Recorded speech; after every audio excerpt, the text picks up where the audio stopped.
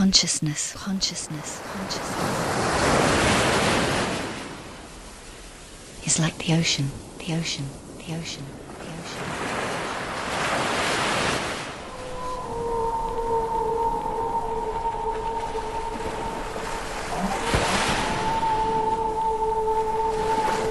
The H2O network, purveyors of passion, seeking to expand human consciousness from the deep depths of the universe of your soul.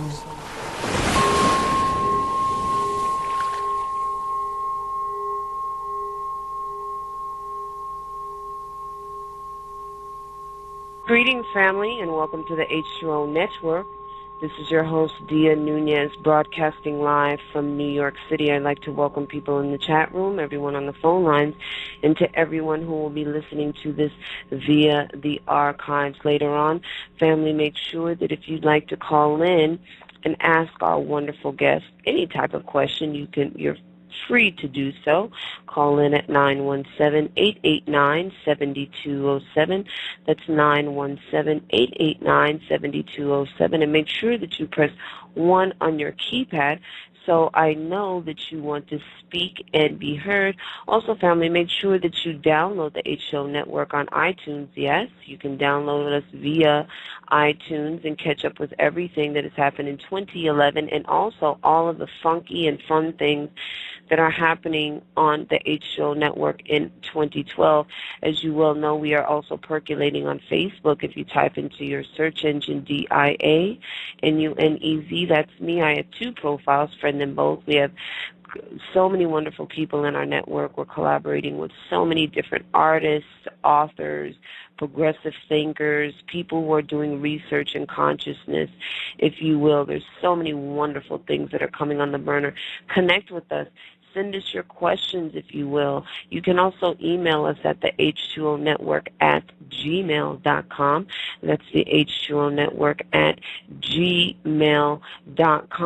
We have a wonderful guest coming up, family, who is actually in academia. I always love academia because they have a different perspective on things, and from a scientific perspective, if you will. We're going to have Thomas Streicher on, who is the author of Planetary Experiences.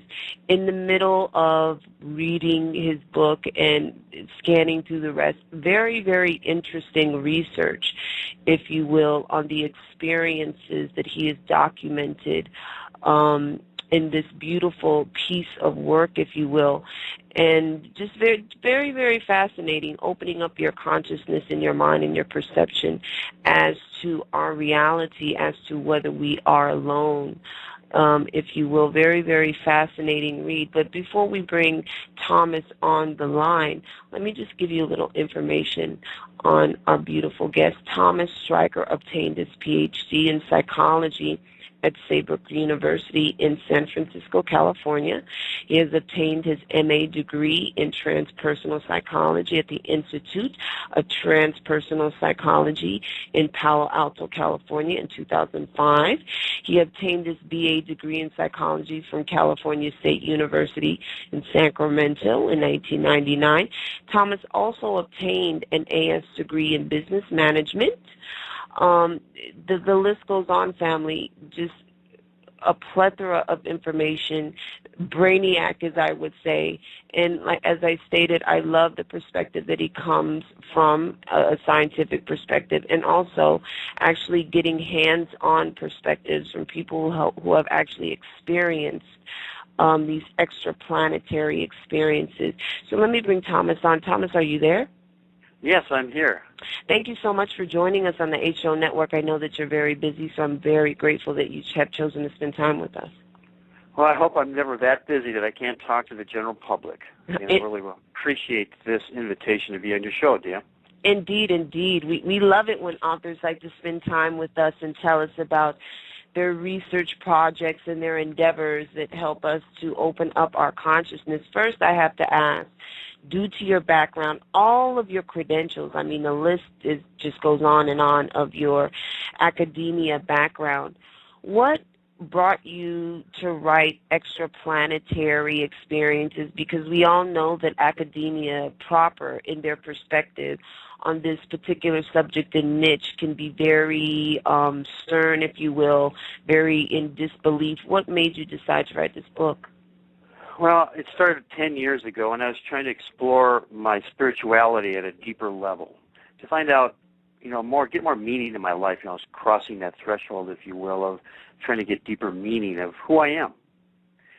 And, that started a new path in the direction that I was taking at the time. So I started to get into more transpersonal studies, if you will, more psychic endowment, and just trying to find out the bigger picture of what I'm supposed to be and who I really am. When I say that, I mean I'm talking about the consensus reality, dominant worldview, and status quo tells me who I'm supposed to be.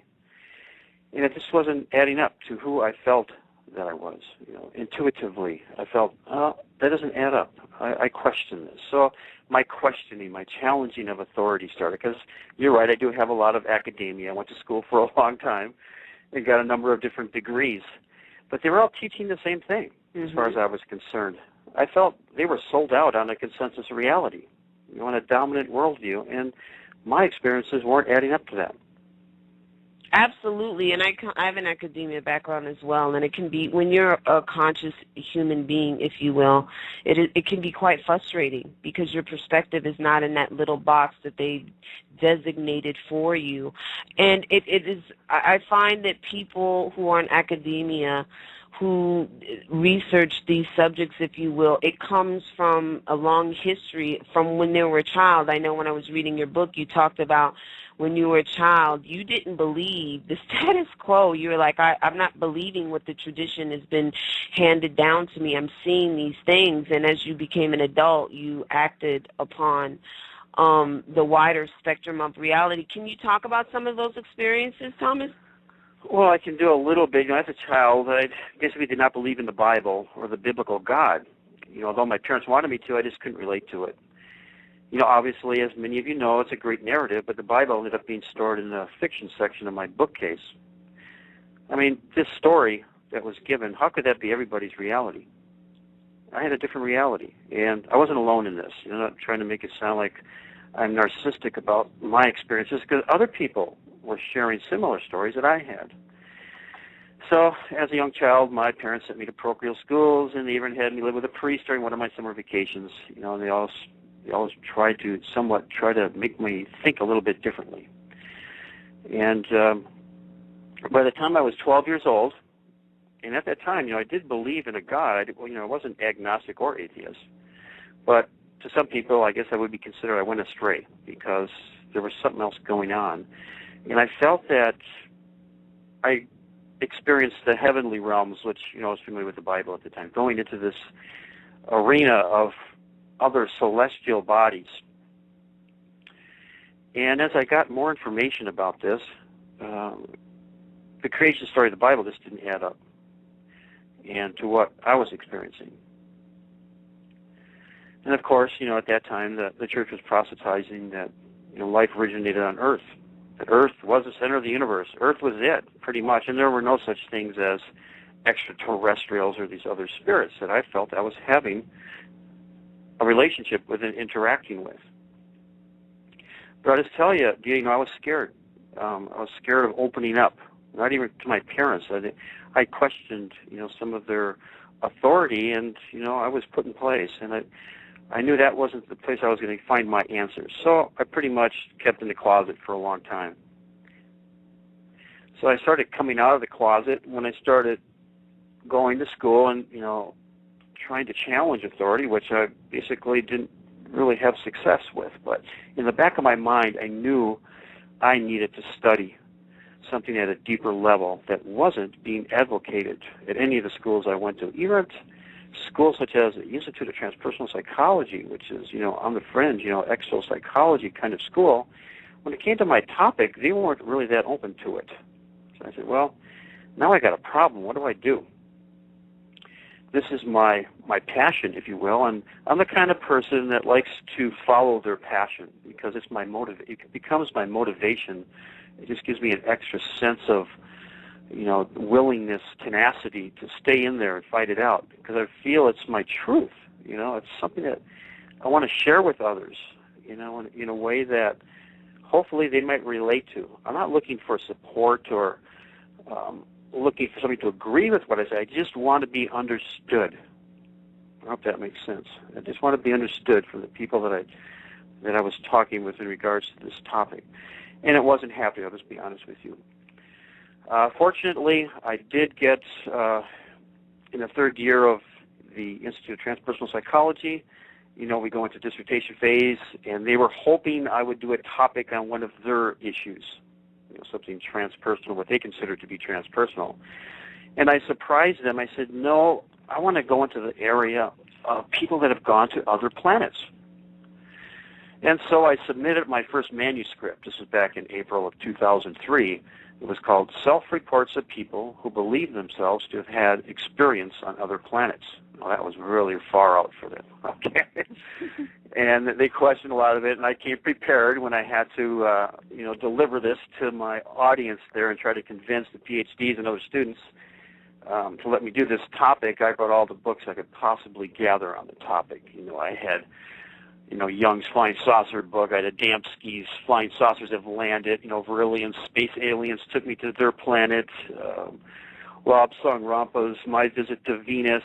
Billy Meyer's books. And, of course, John Mack's books on abduction and, Passport to the Cosmos. And the list goes on and on. So I had all these books around me, if you could imagine this. And that was my support, because I wasn't getting it from the physical level from any of my instructors. I mean, it was challenging for them, and so I just surrounded it with all this academia, and you can understand academia also. That does have some validity. Yes, it does. Those books are all around me, and I'll never forget that day, delivering my topic. This is what I want to do it on, this is why. So I just went through every one of those books and pretty much convinced my audience. So I was able to do that topic for what was called a mini proposal for dissertation.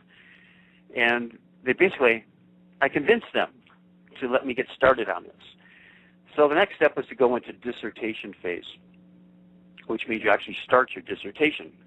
And the school would not allow me to do it unless I had a professional authority figure to be on the committee board. There was nobody at the school, basically, that had any kind of knowledge about what I was talking about. So, of course, I said, how about if I got Dr. John Mack on my committee? He says, and they told me right off, he said, if you can get him on your committee, we'll allow you to do this dissertation here. I said, oh, great.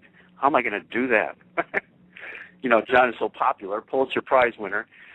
But I didn't let it get me down, because I said I'm a very tenacious being. Anybody that knows me knows that. And so I just started. I started calling Harvard. I got a hold of his secretary, Pat Carr. For about 6 months, I worked with Pat Carr trying to get to talk with John. Because John just had such a busy schedule. At that time, he was traveling around the world on some of his abduction experiences and other extraterrestrial experiences. So I finally got my chance, and then Pat Carr said to me, okay, he's going to call you at, so-and-so date at this time. So I just stayed at the phone that day, and there he was. He called me, and we had our first conversation. And I said, John, I really need help. I'm dealing with, dominant worldview, consensus reality issues. Can you help me? And he was just the most polite, fascinating man I've ever met. And he says, oh, yeah, no problem. I can help you with that. Just put me down that we talked, and yes, I will be on your dissertation committee. You can imagine how I felt. That's awesome. I was ecstatic. What are the chances of that happening, right? So that moment on, I felt the universe is telling me something. I better get with this and stay on top of it. There's a story here. There's other people are backing me, and I'm getting support beyond consensus reality, beyond the dominant worldview. And so John was basically the catalyst to get it started. So, of course, many of you out there in the audience know what happened to John Mack. It was a tragic loss that we had with John, and he died in September of 2004 when I was just getting my dissertation committee established and presenting the topic to other PhDs for dissertation phase, and the process you have to go through. So he was hit and killed by a drunk driver in London as he was coming back from a lecture. So that ended. And then the school told me at that point, he said, oh, no, now that you've lost John, you can no longer do this dissertation. So I said, what is going on? Here I am. I'm presenting material to other PhDs at the school. John's supporting me. And now that John's passed, they're going to stop me in my tracks. And they did. He said, we will no longer accept your dissertation topic. Find a new topic. Something more suitable to that school, obviously. And so I took some time off at that point and decided, what am I going to do next? Going back to my passion again, which, like I said, is really what leads me with my intuition in regards. I went deep inside, inside myself to find the answers. I took a couple months off. And basically, I dropped out of the school. I said, no, if I can't do this topic here, I'm going to withdraw. I withdrew after being that far involved in a school. It's very difficult to do. But I knew it was going to be something that I just didn't feel good about. I have to switch my topic. Do they really want to know who I am? Not really. Here again, I'm stuck with that consensus reality telling me who I am. Mm-hmm. And I just couldn't go through with it, so I withdrew from the school, took more time out, and started looking at other schools and where I could possibly get some support to finish this dissertation. This dissertation was almost finished, let me tell you. It was a couple hundred pages long. It only needed a few more months' worth of work. So I was at school for over 4 years, just working on that. So now that I've withdrew from the school, taken a couple months off, I'm thinking, okay, who can I find support with? And I started looking at other mentors that had esoteric-type topics. And then I got a hold of Dr. Stanley Krippner, who basically was like another Dr. John Mack to me, another mentor, you might say that. This came out of a dream. I have to explain how this happened. I was doing a lot of inner work, deep work at this time because I was very confused and frustrated. I said, I need to go inside to find the answers. So I took it to my unconscious. Before I went to sleep that night, I said, tell me what you want me to do. Who should I call next to pursue this topic? So at about 6 in the morning, it comes to me, and it says, call Stanley Krippner at Saybrook University, or at that time it was Saybrook Institute, in San Francisco. I said, oh, well, that was pretty direct, So then I get up, a couple hours later, and I'm mulling it over, kind of thinking, oh, gosh, how am I going to get a hold of him? So I just will go in the phone book, and I get the number for Saybrook University. This is how it all fell in place. I called up Saybrook. I said, can I talk to Dr. Stanley Krippner, please? Oh, sure. 1 minute, please. The next couple seconds later, I'm on the phone with Stanley Krippner, and I'm saying to Stanley, I said, Stanley, I've had a really hard time. I've been over at the Institute of Transpersonal Psychology. They're not allowing me to do my topic. My topic is, on the fringe, exopsychology thing. It's not in line with consensus reality, on and on, just telling him everything. And I says, Stanley, would you help me do this, at Saybrook? Would you be my director and get this thing through? I don't think it's going to take us very long. And his answer was, yeah, sure, let's get started. Wow. But, I had to go through all the administration again. I had to write several papers to get into that school, to show them that I could write academically, and show them I could think academically, and, they wanted to know just basically why. The other school didn't allow me to do it there, too, So it was long and involved. It took, took about another year, over a year, to go through all that, all the administration work, paying, the fees. But eventually I graduated with that topic, and I was pretty proud of that now. Well, so now I feel like I'm somewhat knowledgeable in the area that I'm studying. I don't have all the answers. I don't want to think that I do, because that's why I'm on this show, too, to get, some answers from your audience about, they might have other related experiences that I want to hear about. And, I want to continue this now. I think it's got a good foundation under it. And so I'm presenting this to the world right now on this show. Basically, I turned my dissertation into a book, and it's called Extraplanetary Experiences, Alien-Human Contact and the Expansion of Consciousness.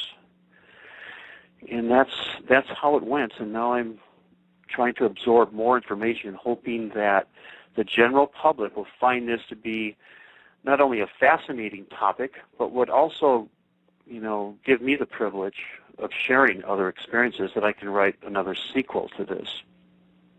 Indeed, and I have to, after hearing that story and reading your story, I have to thank you for your sacrifice, because it's not easy being in the consensus reality, if you will, in bringing this to the forefront. But there's like this duality of a reality, in the sense that there is the consensus reality in academia, but they're also coming out of the woodworks, Thomas.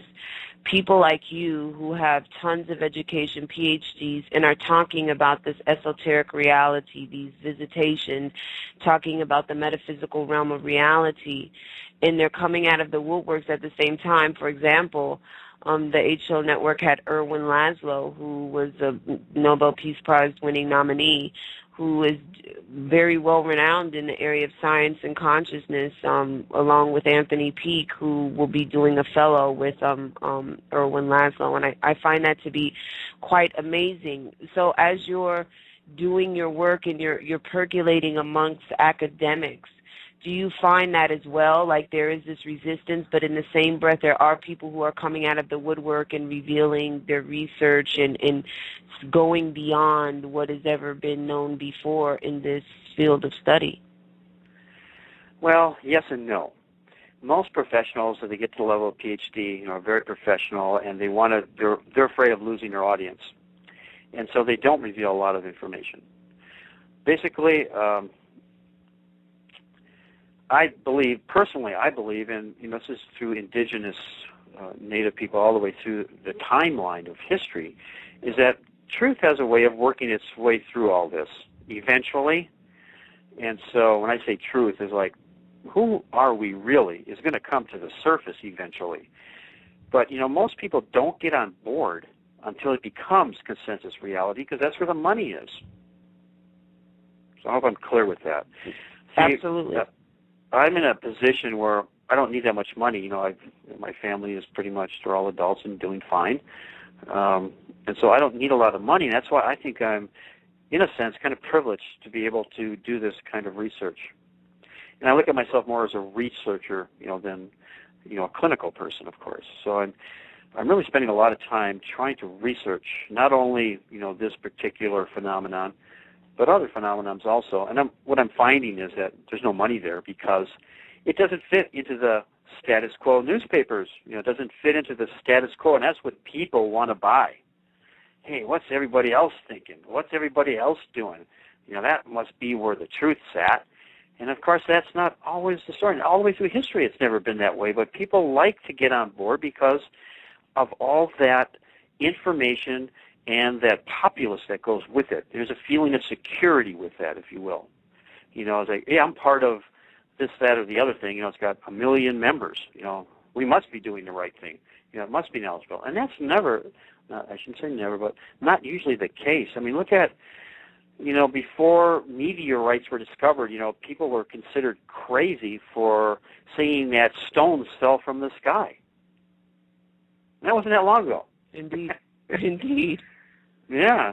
So there's things happening at a pretty quick pace right now, and I just want people to realize that I'm still not getting a lot of support with this. People want to challenge me. Religions want to challenge me. Other religious organizations and other people in the status quo, in science. I look at science, the history of science, as more of a history of scientific revolutions. You know what I mean by that? Mm-hmm. That's how science comes about. We have to, I shouldn't say we. Personally, I feel I have to challenge the status quo to get anything done. Because everybody likes to sit comfortable, in their tippet pond, where everything's nice and warm and fuzzy. Mm-hmm. And so that's where it's at. And a lot of people, I'll just guarantee you, do not want to get out of that pond because there's concern, I'm going to lose my job. The government's going to get me. Religious fanatics are going to attack me. There's always these fear-based things that get in the way. And so I just recommend anybody that really wants to get into this field, man, you're going to have to be a warrior. You don't have to be, you can be a peaceful warrior, but you're going to have to stand your ground. I'm laughing because you're so on point, Thomas. I tell you, being a radio show host and interviewing the progressive thinkers such as yourself, I completely relate to what you're saying. There's hell to pay, but I stand on my truth. I stand in my truth, and regardless of who believes, I don't care what anyone believes. I am here to present, and you can decide, but I stand in my truth, and you have to be a warrior, and I'm a willing warrior, if you will. Good. Well, that stands the truth, because you have this show, and you're presenting esoteric topics, which is wonderful. Absolutely, it is. And, let's get into this book, because you could have called this book Extraterrestrial Experiences, but instead you called this book Extraplanetary Experiences. What is the difference? Well, there's a big difference, because, I'm catching a wider audience. Now, the reason I'm catching a wider audience is because I'm catching academia with that. Most people believe in consensus reality, dominant worldview, that we went to the moon. My first interview starts off with Edgar Mitchell, who walked on the moon. Now, people can get that story, that it's possible to get on a spacecraft and venture onto another, I'm calling it the moon. It's not another planet, but it's another celestial body. It's another world. I mean, most people are convinced of that now, that's how I started. Now, Edgar Mitchell's not saying that he met extraterrestrials there. It doesn't mean that Edgar Mitchell doesn't believe there's extraterrestrials, but in his experience of going to the moon, he did not experience that. But he went to the moon. He went to another world. And how did that affect his life is just most incredible. And that's the first interview in the book. It's talking about his Apollo Samadhi, we called it.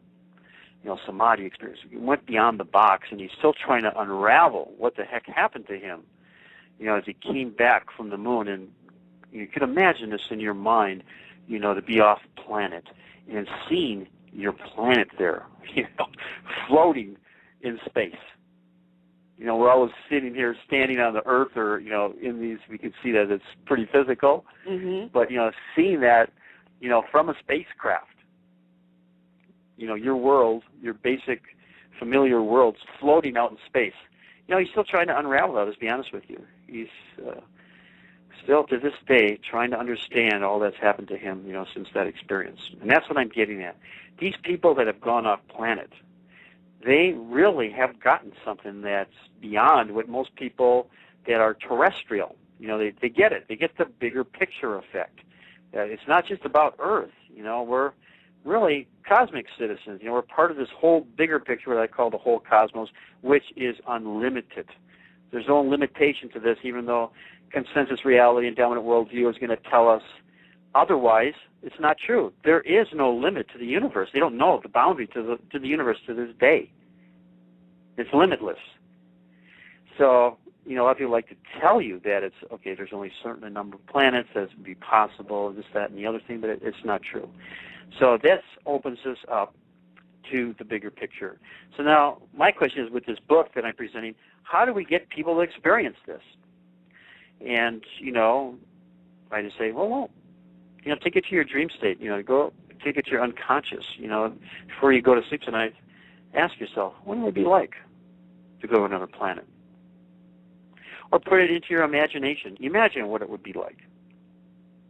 And that gets the ball rolling, it seems like. I know that when I was looking for support when I first started this topic, I could always tell the people that would give me support, or a little bit, at least talk to me a little bit about it. I would say, have you ever looked in the sky at night and seen something like you just really didn't know what it was?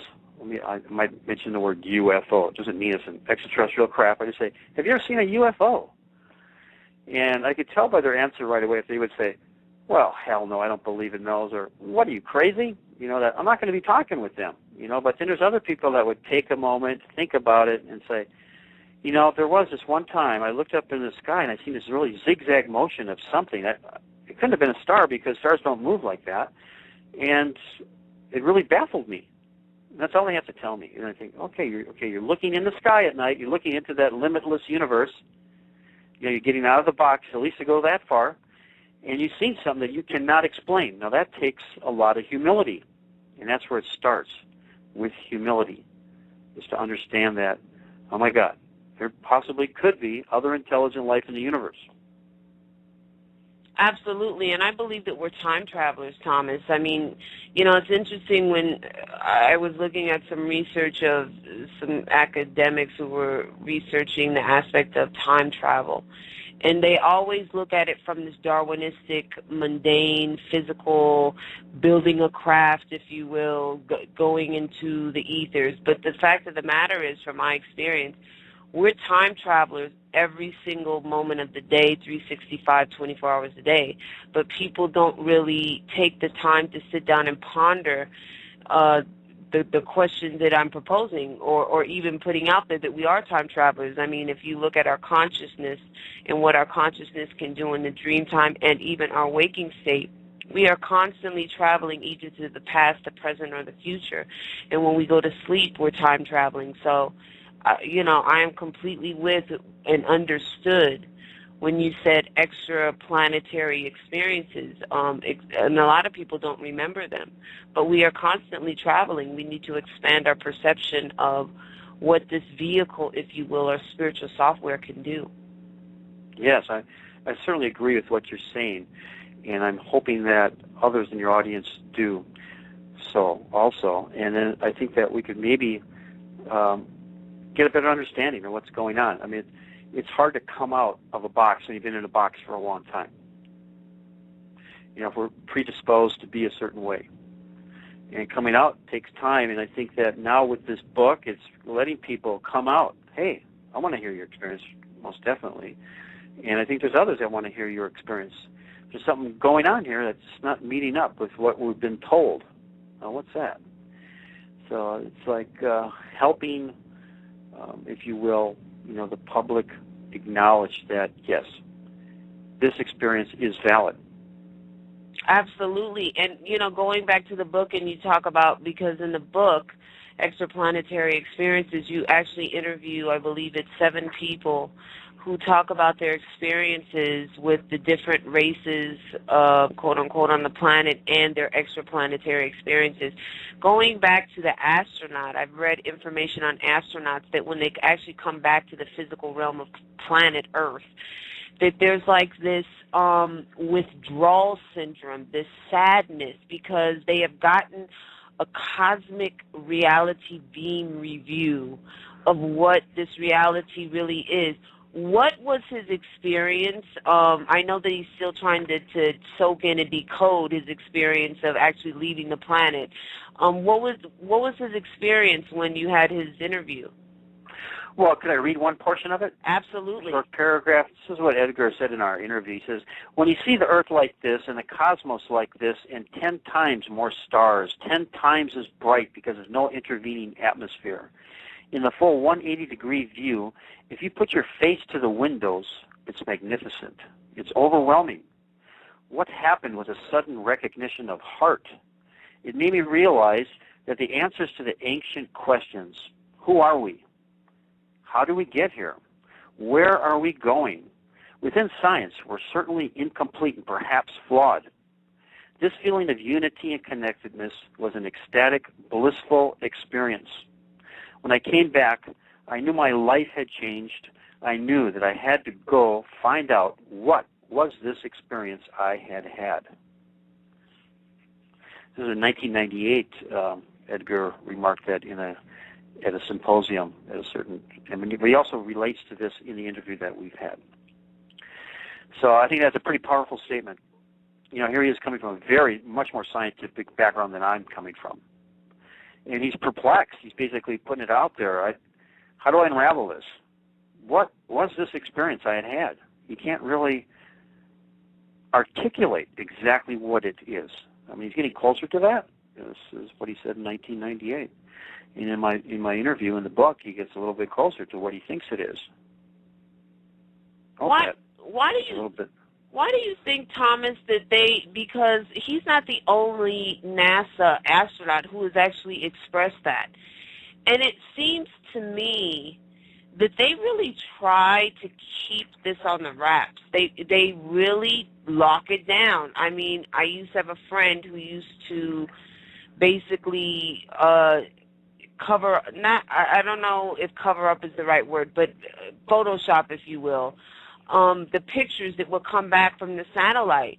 And he used to say to me, Radia, if you really knew and saw what was out there, your perception would be, completely different than, what has been fed to you. Why, besides that, we all know that everything runs on an economic type of lockdown, slavery type of mentality. Why else? What are the other proponents that would keep them from allowing these astronauts to really tell the public about their experiences?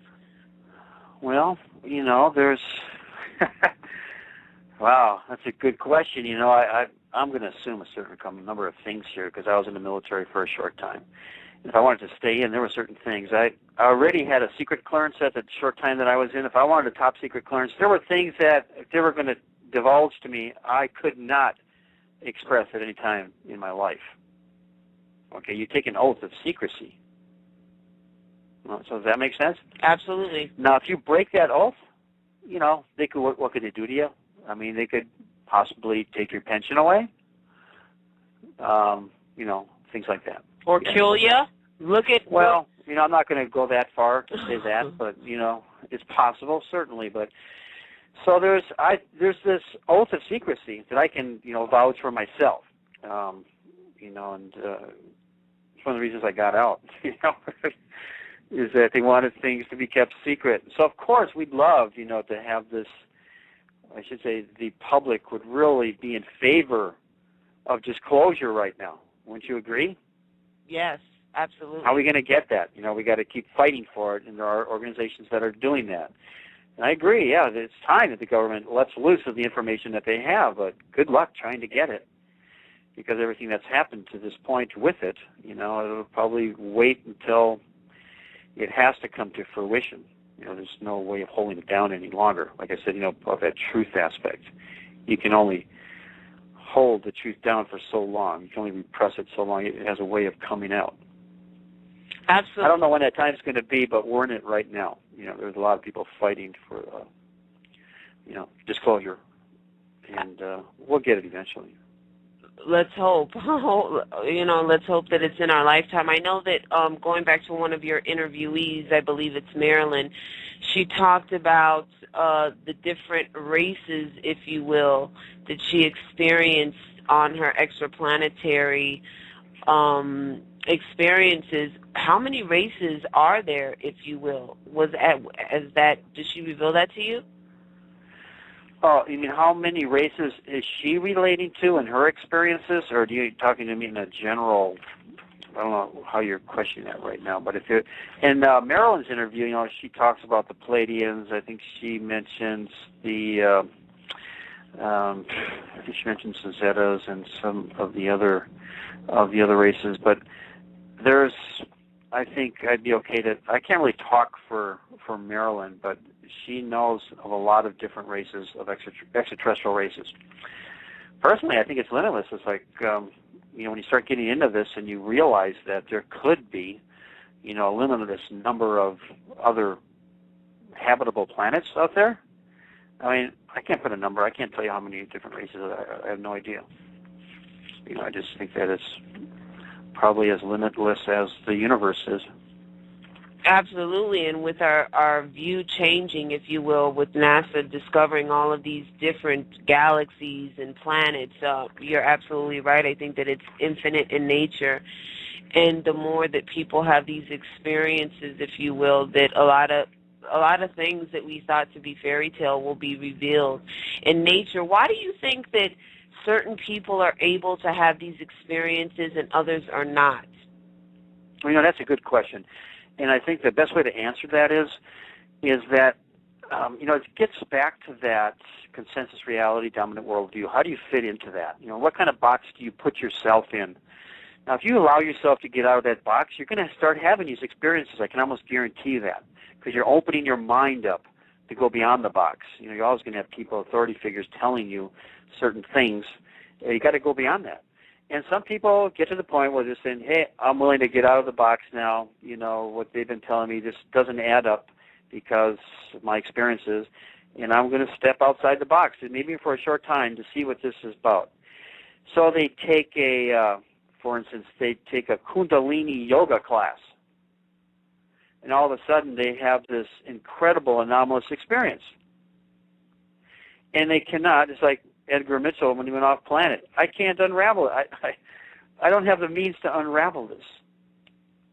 So either at that point they go back into the box, say, this is just too much, this is too scary, I don't want to go involved in this, I don't want to be involved in this, or they say, I'm going to find out what this is about. A lot of it is courage and being able to, move forward in the darkness. Because let's face it, in the darkness is where you're going to find the light. I completely agree 100%. So in other words, what you're saying is the more that you evolutionize your consciousness and go within and work on within, the more the layers of truth and things to be revealed will show themselves, is basically what you're saying. Well, to a certain extent, I want to try to illustrate this a little bit better, is that it's not just about going within, because you got to go on, you got the outside of your reality also. Mm-hmm. It's like the old expression, even the best meditator needs a therapy once in a while. You know what I mean by that? It's like you can sit in a cave, and meditate all day long, but you're only going to get so far. And Albert Einstein, when he says, imagination is more important than knowledge, that's a huge statement. What he means by that is you're going to hit a wall. And you're not going to be able to get over it until you access higher states of consciousness. Higher states, when I say higher, that's not that accurate, different states of consciousness. Imagination, going into, other part, dream work, where all of a sudden it starts opening up. You start listening to other parts of your mind. So does that make sense? Absolutely, it does. And as a matter of fact, I was having this conversation with one of my elders, and it's like even in the indigenous space, to a certain extent, we've become automatons of ritual, but we have not really investigated our own individual growth of the spiritual software that we come to the planet with, as you just stated, dream work, meditation, our imagination. And I think that that's why the consensus reality works so hard to basically to deaden our imagination, our consciousness with media, with certain music frequencies, with many different things. They literally push people into revoking up their consciousness power over to someone else, and they think that it's perfectly fine and okay.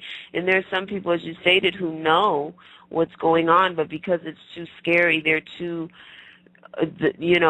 fearful to walk into the darkness. They're like, I'm just going to stay in the consensus reality and keep it moving. I definitely agree with you on that. And I think that we can become an adherent to a relentless consensus reality that basically predisposes to pathologize our very core of our being, if we allow it. Absolutely. So we got to be careful. We got to awake. We have to be awake. Because I think we can tell when we're under control. And there's a lot of money, a lot of power to be made. By keeping people in control. Absolutely. Oh, I completely agree with that. You can control the masses with all types of tools of institution, and if you are keen enough to even get your slaves to love their slavery, they're never going to break away. So it's just like if you can get people to love their servitude, then they'll even become ambassadors for the status quo, if you will, and to demonize individuals who are actually taking this wonderful journey. And it's a very interesting reality that we live in, Thomas. It's very, very fascinating, to say the least, when it comes to consciousness. Well, you sound very awake and aware then, and that's what it takes. That we have to realize there's slaves of the rich out there. they're making a lot of money, getting a lot of power to support a certain way of thinking. And we just really have to challenge that at this point and, realize who we are, that we're a lot more than even we think we are or other people think we are. And it's, it's a never-ending journey, basically. Yeah, it is a never-ending journey. And when you talk about religious institution, they have boxed in a certain reality of what quote-unquote God is, this material, mundane being. And when I was reading the interview that you had with Marilyn that I found very interesting, she stated that these beings, if you will, that she comes in contact with in her extraplanetary experiences come from highly developed spiritual civilizations. Do you think that our concept of God, what people have been fed, if you will, is something that we are completely not ready for and expecting? And I'm saying this because, Thomas, before I had this interview with you, I saw this movie called Knowing. And there's a scene where the main character's son is being taken off the planet with these beings. And I noticed that the beings that were taking them away actually had wings on the back of them. They looked like these angels. And I thought to myself, wow, is it possible that what we deem to be the creator, if you will, is this extra planetary being that Marilyn is talking about, if you will? What do you think about that?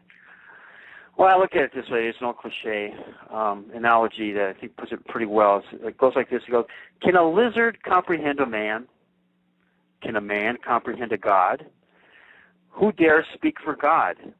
Perhaps even the gods have gods who have gods. So you know what I mean? Indeed. This could go on, go on forever. It depends on where you want to put yourself.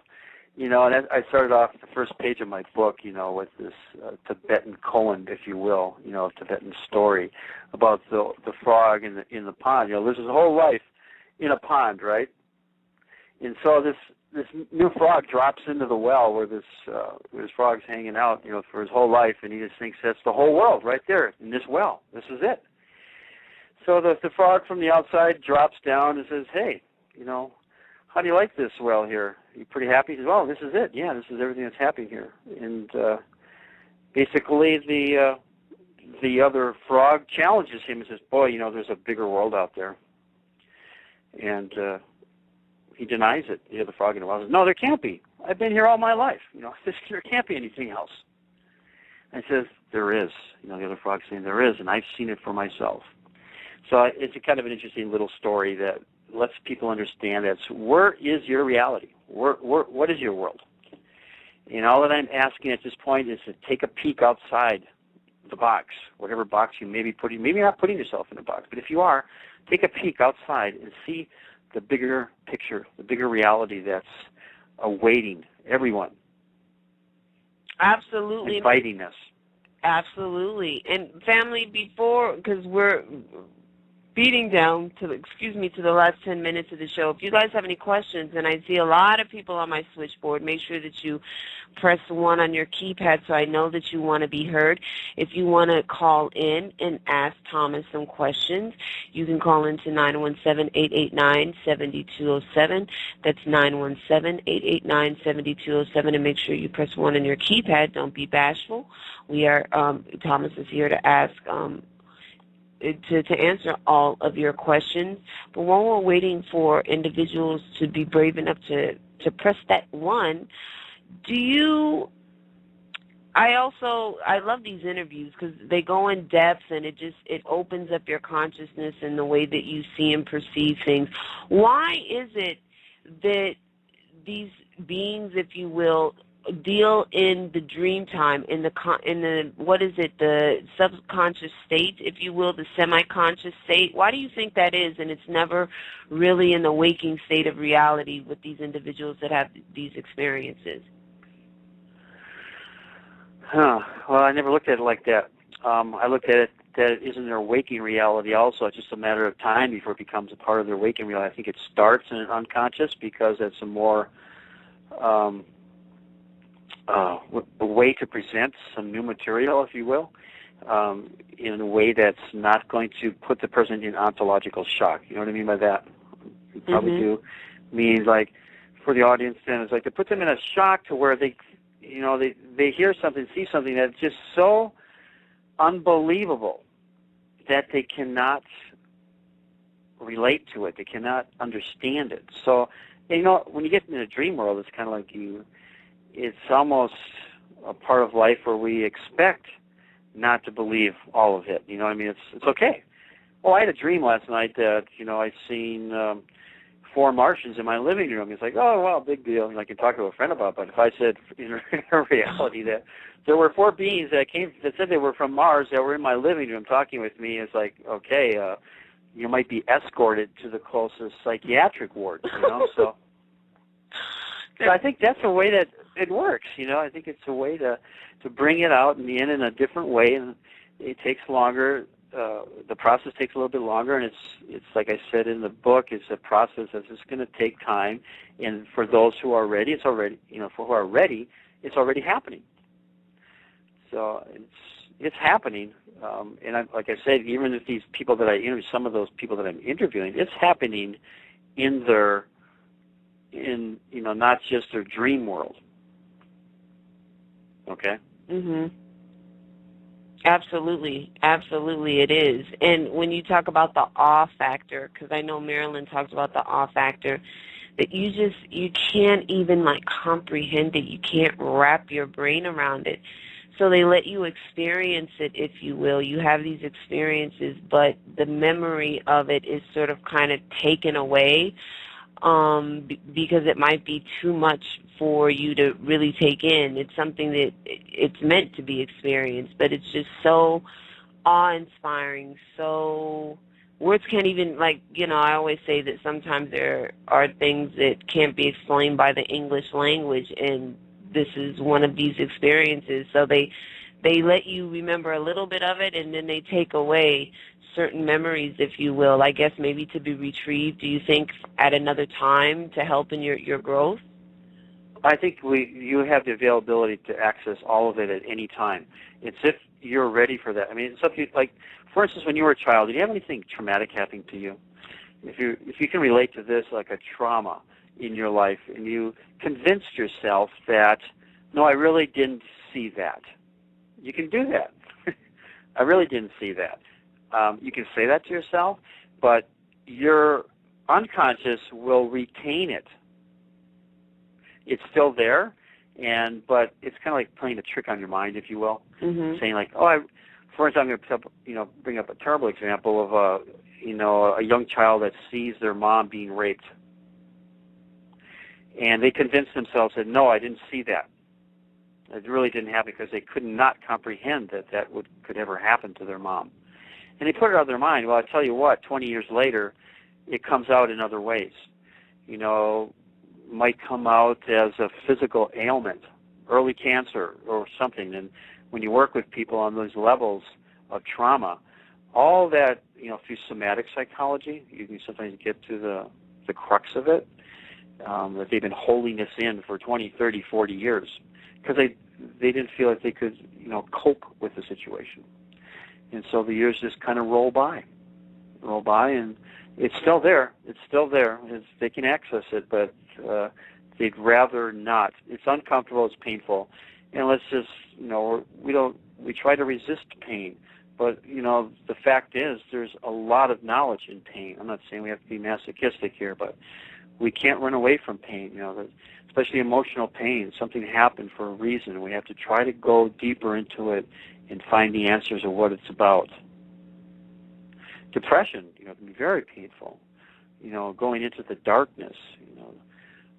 But I think as when it gets dark enough, you can see the stars. Is a good slogan I like to use. And if you go into that darkness, go into that pain, and you're going to find something. If you just hang in there, and you're going to find the answers in there, in that darkness.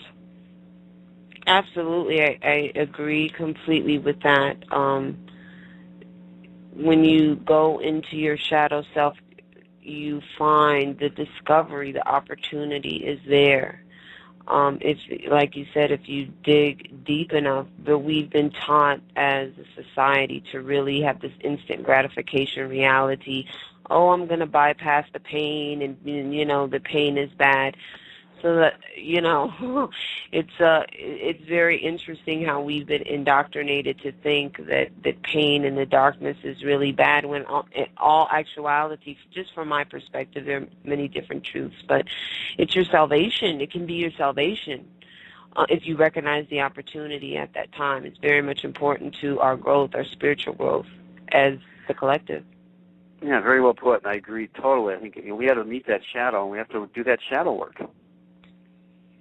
Absolutely, we do. It is the key to our growth, Thomas. It is the key. And we are coming down to 5 minutes, last 5 minutes, and I think that people are just so quiet and riveted. This is a very riveting, deep conversation. It makes you ponder certain things in your reality as an individual, as a collective, if you will. So I know that people are really thinking deeply about this subject. What is on the burner in the future? Is there going to be a part 2, or are there going to be any collaborations to delve deeper into the subject?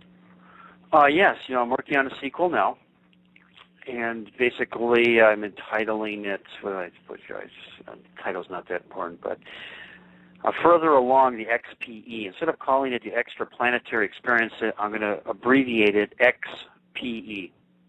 So we can talk and just say, "Oh, did you have an XPE?" Instead of having to, use the full length of the term. And I'm going to be going into more interviews, along with photos and artwork of other planets. And more interviews to come. At least I'm hoping to get 30 more in the next book. Different types of interviews and different types of XPEs. But it's in the making as we speak.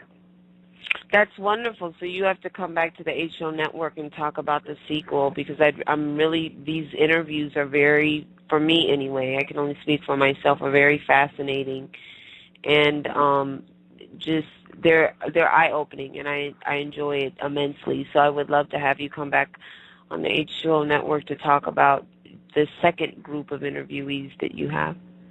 Well, thank you. I appreciate that invitation, and I certainly would like to. Absolutely, the door is always. See, I want to get around the world on these. I'd like to get out. Because these kind of experiences are happening around the world, and other countries. I like to visit other countries and make presentations to other countries about this, and see if people start coming forward in regards to their XPE experience. So I'm just trying to unite that this is, it's not just a phenomenon here in the United States or certain parts of the country or something. This is a national, international, even an off-planet experience. I want to open up to that wider realm. Yes, it is. And since you said that, Thomas, family, please email me or Thomas if you have experiences that you have never talked about, but you want to talk about with Thomas. Please people can contact Thomas on his website at thomasstreicher.com. That's STREICHER.com, and contact him, because he would be very fascinated to know your extraplanetary experiences, if you've ever had any of them and things of this nature. Contact him. He would love to speak with you. Yes, and your anonymity will be protected. If you don't want anybody else to know about your experience, I can hold that for you. So it's the information that we're really concerned about. We can always use pseudo-names. Absolutely. Well, thank you so much, Thomas, for spending time with us at the HO Network. And the invitation is open for you to come back and talk about your second book. I am excited, and I can't wait till it comes out on the presses. Well, thank you. I appreciate talking with you, Dia, and hope to talk with you again soon. Absolutely. You have a wonderful day. Bye. And a wonderful show, family. Thank you for listening.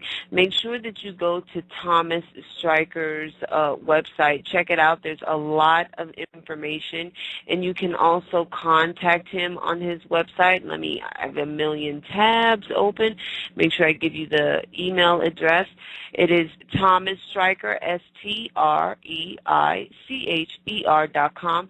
Go there. He is very accessible to the people, very grassroots, wonderful author, and a lot of essays and information. So if you have an experience and would like to talk to Thomas, make sure you get in contact. Also, family, we will have Thomas's information up on the HONetwork.weebly.com. That's the HONetwork.weebly.com. And also, we will be downloading this show in its entirety on YouTube, family. I send you all so much love. I hope that you have a wonderful, wonderful, and productive afternoon. I send you so much love, and until next time, bye-bye.